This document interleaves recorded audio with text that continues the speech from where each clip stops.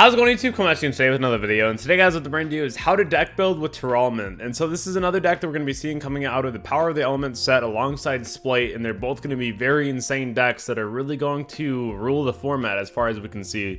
We don't really know what the ban list is going to be like, but all we know is that Splite was the #1 deck in the OCG, and toward the end of Splite, before Toad got banned, it looked like Tearalament ended up being the best deck. And so I'm really interested to see how that's going to transfer over to the TCG and how we're really going to be able to counter those decks and how we're going to build those inevitably. But I want to make sure that I make a video on this beforehand so you kind of get a better idea of how to deck build, especially with a deck that we haven't even gotten in our hands yet, something that is still really new, and just kind of looking ahead into a format and how you can really prepare for a format even though it's kind of impossible because we don't really know what the format's going to look like. So I really do hope that this gives you some really nice insight into how I deck build and how I really go about approaching a new deck that I have no idea what it does, and essentially how I go about making sure that the deck is optimized and what I can really do to make sure that that happens. If you haven't already been over to my sponsors on Imperium Duelist or Dragon Shield, definitely go over there, check them out. Use code GGYGO10 on Imperium Duelist because there is a brand new mat drop in the middle of the month. It does drop this Friday. It's really crazy that this mat's finally coming out because the Where to Hand Trap series is so special to me, and it's so important to be able to put a lot of time and effort into that and make sure that you are all as prepared as possible. And that's something that I think is really amazing because of all the messages that I get from people after they watch the videos and they go to even their locals or regional or a bigger tournament, and I'm hearing about all these results now and people who are doing a lot better and they really know where to hand trap certain decks. And so this is just something that I want as an extension of the channel to you. And it's amazing that even with a striker mat, going to different events and seeing other people using it and just really finding other people from my community, it's just such an amazing time, and I appreciate each and every one of you so much. And I really do like this mat a lot. It means a lot to me. So thank you, Midnight, for being able to design such a wonderful piece of art, and thank you all for being a part of my community. So without further ado, let's go right back into the content that we're known for here and let's talk about how we deck build, because deck building is such a crucial aspect of this game, and you really got to know, especially in a format where we don't really know what the ban list is going to be. We don't really know what the new cards do yet because we haven't used them over here, so we don't really know what their implications are. So I want to just show you a really raw deck building session of whenever I don't know what all the cards do and how I go about finding tech cards and how I go about making sure that the deck is optimized, and really all the thought processes that I go through whenever I'm trying to figure out how to make a deck work. So the first way that I really like to go about it is going to be just taking each individual card and just making sure that we read it, we understand if there's certain parts of the deck that are lacking and maybe another engine supports that, or if we're finding that the engine itself is really broken and we don't really need too many out of engine cards. So let's start with this one right up here. During the main phase, you can special summon this card from your hand, and if you do, send one monster from your hand to the graveyard, then mill 3 cards. So there's 3 monsters in the deck, including both of these, that allow you, for the second effect, if this card is sent to the graveyard by a card effect, you can fusion summon 1 fusion monster from your extra deck by placing fusion materials mentioned on it from your hand, field, and or graveyard on the bottom of the deck. So that's really amazing because it gives the deck a lot of grind game, and that's something that really does allow the deck to function in a really long duel, and also gives you a lot of options to be able to fusion summon with because there's no harsh restriction, which is really nice because even in the branded deck we saw a lot of the harsh restrictions being that you can only fusion summon, right? But this isn't the case, so that's really cool. So it's a free monster that allows you to mill 3 and send 1 from your hand to the grave that could potentially end in just a fusion summon. Sounds like a 3-of to me. This is a card that's probably just going to be mandatory 100%. An Ecclesia-like effect, very strong. Moving on to this one down here. When your opponent activates a monster effect on the field, quick effect, you can special summon this card from your hand. If you do, send the top 3 cards of your deck to the graveyard, and then you get the fusion ability. So this is also very strong because imagine if you're playing Shaddoll's in your deck, and then turn 0, essentially, your opponent just uses a monster effect on the field, and then you're allowed to just go ahead and use this effect. you mill, let's say, a Tearalament, and then you can go ahead and use the Shaddoll in your hand, the Tearalament in the graveyard, and make a window for free turn 0.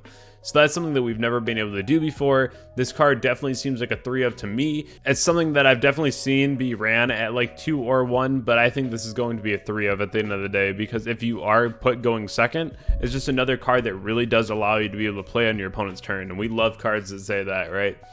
So the next set of cards that we have here is going to be this one up top first. Is if this card is normal or special summoned, you can mill 3 cards, and then this is the last one with the fusion effect. So this seems a little bit more RNG to me than I'd like. There's definitely a lot of ways to make the deck a lot more linear, where I feel like a lot of people are kind of afraid to play the deck because it just seems a lot more RNG. But we'll talk about how I was really able to make the deck just a lot better in terms of doing like 1-card fusions instead of like hoping that you get there, right? So this card right down here is really strong. If this card is normal or special summoned, you can send a 1 Tearalament monster from your deck to the graveyard. So this essentially just says, okay, normal summon, send one of the ones that allow you to fuse, instant fusion summon off a normal summon. Very strong. If this card is sent to the grave by card effect, you can special summon it, and if you do, send a Tearalament monster from your hand to the grave. So it looks like we have multiple ways to just get instant fusions out of 1 card. Very, very strong, and definitely a 3-of in the deck. This card's also a warrior, which is really nice for things like Rhoda. So the next set of cards we have is going to start being the fusions. So this one up top is really crazy. When your opponent activates a card or effect that includes special summoning monster, quick effect, you can negate the activation, destroy that card, and send 1 Tearalament card from your hand or face up on the field to the graveyard. Then if this fusion summon card is sent to the graveyard by a card effect, you can re-summon it, which is pretty insane. That's something that just shows that even the Splite deck has a way to go ahead and negate the Nibiru, essentially, because it just doesn't allow it to come out, right, because of the Gigantic. So this is a really nice card to have for the deck. Your other Aqua monsters can't be destroyed by battle either. Really strong. Definitely going in the deck for sure. And then this one down here, if this card is special summoned, you can take 1 Tearalament card from your deck, add it to your hand, or send it to the graveyard. It's level 5. It says if it's special summoned. We're definitely playing instant fusion. So that's pretty cool. And then you can target 1 monster you control, special summon 1 Tearalament monster from your hand or grave, and if you do, send the targeted monster to the graveyard. If this card is sent to the grave by a card effect, you can mill 5 cards. Card is actually insane, 100% going to get played. Last one here is going to be the bigger fusion. This is a lot to really commit to this card, a Tearalament monster and 2 Aquas, so you're really putting in 3 monsters into this. It can get pretty rough to summon this from what I can see, just because you have to put in a lot of resources, where if you look even back 1, this just needs like one of a very specific name, and then it needs like a Tearalament monster, which is another reason like people are playing like King of the Swamp in the deck too, just because of things like this. But it's still really strong though to be able to have monsters that don't require as much as this one. But this card's effect reads, if this card is special summoned or another Aqua is sent to the grave by the card effect, while this card's on the field, you can target 1 card your opponent controls and shuffle it into the deck. So still a really strong effect, but it's still a really heavy commitment. If this card is sent to the grave by a card effect, you can special summon it, and if you do, send a Tearalament card from your deck to the grave. So you can send one of the traps, or you can send one of the monsters to fuse. The traps essentially add 1 back from your banish to your hand, 1 from your grave to your hand, and then 1 from your deck to your hand. So you have some options here as far as grind goes. And then we're going to be talking a little bit more about consistency cards, because again, there are a little bit of the more hefty plays that you got to make to be able to get into cards like this, but we want to make sure that we also have plays that we can just go ahead and make the 1-card fusions that we really want to be able to do in the deck. So we want to remove as much variance as possible and add consistency. So what I mean by that is we have this card that already just goes ahead and foolishes a Tearalament. Now we have a common out of Difo called Supreme Sea Mare. If this card is normal or special summoned, you can send an Aqua from your deck to the grave. Then you can also, during the end phase, tribute this card and target 1 Aqua in your graveyard and then add it to your hand. Very strong here, because this card just allows for a lot of extension. It allows for instant fusions. There's just so much that this card just allows you to be able to do as well. So I like this one a ton, and it's definitely going to be something that I play in the deck to go ahead and add that consistency and remove that variance. The next thing I want to mention, outs to the new decks. So this is something that if you are in my Discord, you can look down in the description below for the link for that. but I always go ahead and mention things that I think are going to be very important to pick up to people in my Discord. So definitely go ahead and take advantage of that by joining my Discord, because I think these two cards are going to be pretty insane answers to the upcoming format. Soul Drain against Tearalament is really nuts, as it's a card that just does not allow that deck to play the game. Also, Chaos Hunter against Splight is wild. It's bigger than Toad, and the only card that allows them to even try to get over it is by making cards like Cursed Javelin. But even then, like, summoning this turn 1, it just doesn't allow your opponent to go ahead and use like the rank 2 that banishes like Zeke. It doesn't allow them to use cards like Ronin Totem, no Splight Smashers. There's a lot of things about this card that are just fantastic. And even like periphery cards like Called by the Grave just don't work. So this is going to be the format that you are going to want to play Chaos Hunter. It's going to be very, very strong moving forward against Splight. So this is something that I think that is just very much so worth the pickup right now. They're both pretty cheap as it is. So even if it ends up not being that crazy, it still wouldn't be that bad to pick up a set of these. So, okay, let's start talking about how we deck built this.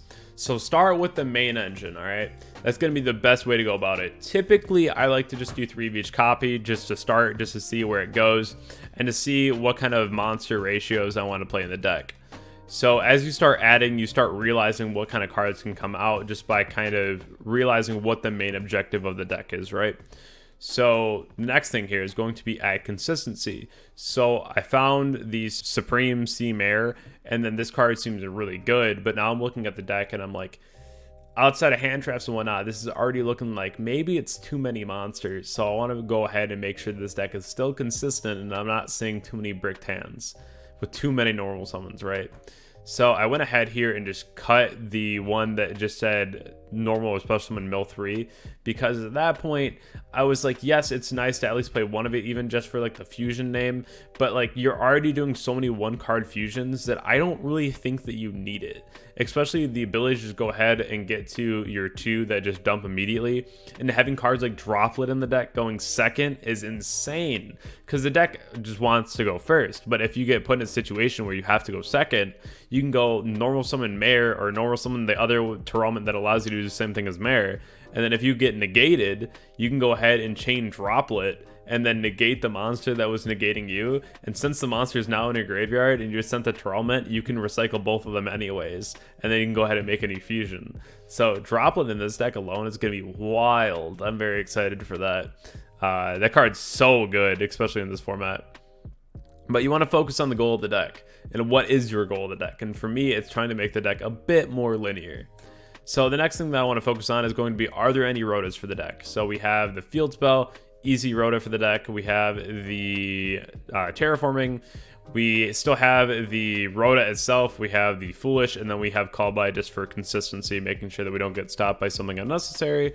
But still, you have a lot of ways to be able to go ahead and search your main engine, and you have 6 normal summons, which is still fine. I would not go over 6 normal summons in the deck if you can help it. It just isn't always the best move. It leads to more bricked hands if you have more than that. But definitely having these 6 is definitely going to be just fine here.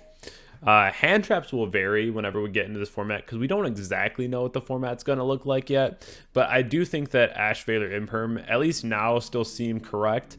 But again, we'll end up getting to a point in the format where we'll see what decks are more prominent. If we see a lot of Splight like they did in the OCG, I might just main deck Chaos Hunter. The card's very strong, and I think a lot of people are underestimating that card right now in this format, but we'll just have to see. So moving forward off of this though, are there other engines that we can play? So using cards like Instant Fusion for the level 5, using cards like Beast, Dragon, Aerial that we can keep recycling and using over and over, going for that turn 1 or turn 0 rather, Winda, still very strong, and it's something that I think that the deck will really be able to utilize well. So moving off of that though, are there other support cards that the deck already has? So we have the traps. Again, we have 2 of the Rota. We have one that adds back from the grave and one that adds back from the banished. They all have pretty solid effects on the field as well, so I don't mind running a couple copies of them. And then also having cards like Upstart for general consistency. Playing 39 cards is always pretty good. And then we added Cross Sheep and then Baguska, because if you ever get into a weird situation, there's a lot of force in the deck. So being able to go ahead and special this and normal this, and then make Baguska, especially against Splay, it's still very good. So going ahead and looking at our final product here. So on the sideboard, the first thing that you'll notice is Shaddoll Fusion. If you are main decking a couple different attributes of Shaddolls, it's always very smart to go ahead and sideboard these Shaddoll Fusions for when you are going second. Being able to go Shaddoll Fusions and Aerial and Dragon, or like Dragon and Beast, and then go ahead and make Op Clone for the negate as well. All very strong. That's something that I definitely recommend, and that's something that I think will be a very big power behind the deck, because making the deck go second if they do open up cards like Shaddoll Fusion, and we're already playing 39 cards, it's a very good opportunity to be able to see that too, which is really cool here. But I rounded out the extra deck here with the Dark, Selene, and Access Code. I am playing the Cross Sheep, and then I have cards like Winda and then the double Dragos Stapelia. I just think that this is correct because these cards are really broken to be able to have in the deck, just to have a ongoing negate that you can bring another one back out if you need to. You can always play other cards too, even like Starving Venom, which is also pretty fine as well, just because it gets really big. And there's like other fusions that are really impactful right now. That's why I also brought you a variation of this list where a lot of people want to see the King of the Swamp variant. And so this is something where you can play 2 King of the Swamp and 2 Poly. You can play cards like the Guardian Chimera, and you can also play Kaliga. So that's something else that you have available to you in this deck. I just cut the trap count down pretty hard, and then I also cut things like Upstart. But I still think that this build is also very strong as well, because you just have the ability to have the name for even the Nibiru negation, which is pretty cool. You can go ahead and search Poly, make things like Chimera. So it's still very strong. I just think that the other build for me is going to be more optimal, just because I want to be able to see as many linear plays as possible, and especially be able to see as much consistency as possible. So I do hope that you enjoyed this today, because it was just a deep dive into how I look about deck theorying and really being able to build a deck from scratch, especially if it's something that I haven't really played yet. So if you haven't already seen my Metafy page, definitely go over there, check it out. And if you want a session, definitely go ahead and let me know. Go into my Discord, Twitch, Twitter communities and go ahead and join those. And I hope that everyone has a wonderful night, and I'll catch you all in the next video. Thank you all so much.